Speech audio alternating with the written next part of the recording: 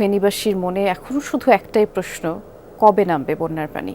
শহরের কিছু রাস্তা থেকে পানি সরলেও ফুলগাজী, ছাগলনাইয়া, দাগনভূঞা সহ সদর উপজেলার বেশিরভাগ এলাকা এখনোই পানির নিচেই নিমজ্জিত। দীর্ঘদিন ধরে জলমগ্ন থাকায় প্রকট হয়ে উঠেছে বিশুদ্ধ পানি আর খাবারের সংকট। বিভিন্ন জায়গা থেকে মানুষজন ত্রাণ নিয়ে গেলেও প্রান্তিক এলাকার মানুষদের কাছে সেসব পৌঁছায়নি এবং বন্যায় সবচেয়ে ক্ষতিগ্রস্ত ফুলগাজী ও ছাগলনাইয়া ঘুরে বিস্তারিত জানাচ্ছেন তাজনুর ইসলাম, ছবি তুলেছেন রাকিবুল ইসলাম।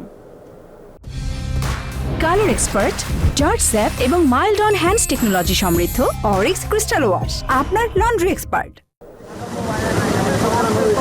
এ যেন পাড়ে দাঁড়িয়ে সাগর দেখার মতো অবস্থা। জলের কুল কিনারা খুঁজে পাওয়া দুষ্কর এখানে।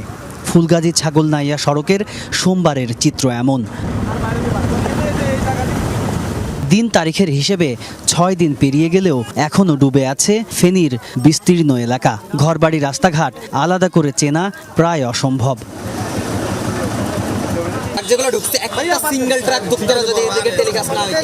প্রায় সব ঘরে এখন খাবার পানির সংকট।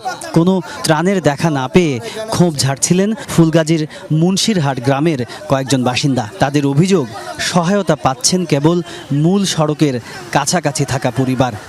অঞ্চলের লোকে না খাই আছে এবং ওরা অনেক ইয়া করতেছে, ওরা আসতেও পাইতেছে না, বাজারে আসতে পাইতেছে না, বাজারও পাইতেছে না। এখন কোনো তাদের কাছে কোনো ধরনের খাওয়া পৌঁছাইতেছে না। যারা ন্যায্য মূল্য পাওয়া এরা হার না, কোনো জিনিস আন না। কথা বলেন নি ভাইয়া, কি বলছে না, কোনো জিনিসে যারা গরিব তারা হার না। তবে বন্যা কবলিত মানুষের জন্য নিরলসভাবে কাজ করে যাচ্ছে সরকারি বেসরকারি বিভিন্ন সংস্থা।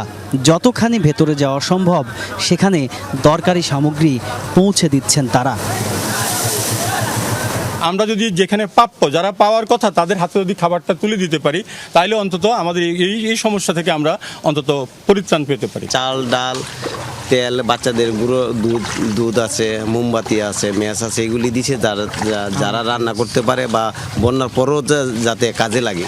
কিন্তু কখনো কখনো নৌযান আর সঠিক তথ্যের ঘাটতির কারণেই প্রান্তিক দুর্গত অনেকের কাছে পৌঁছাতে পারছেন না ত্রাণ সরবরাহকারীরা।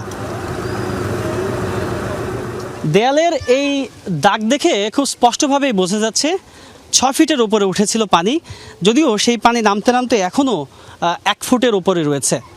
তবে এই গ্রামে যারা বসবাস করেন তারা অর্থ বা বিত্তের দিক দিয়ে কোনো দিক দিয়ে পিছিয়ে নেই, কিন্তু এই 1 সপ্তাহে সবার ঘরেই টান পড়েছে নিরাপদ খাবার, পানি এবং দৈনন্দিন যে সামগ্রী সেগুলোর।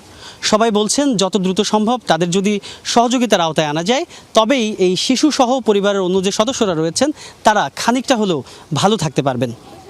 তাজনুর ইসলাম, যমুনা নিউজ, ফুলগাজী, ফেনী।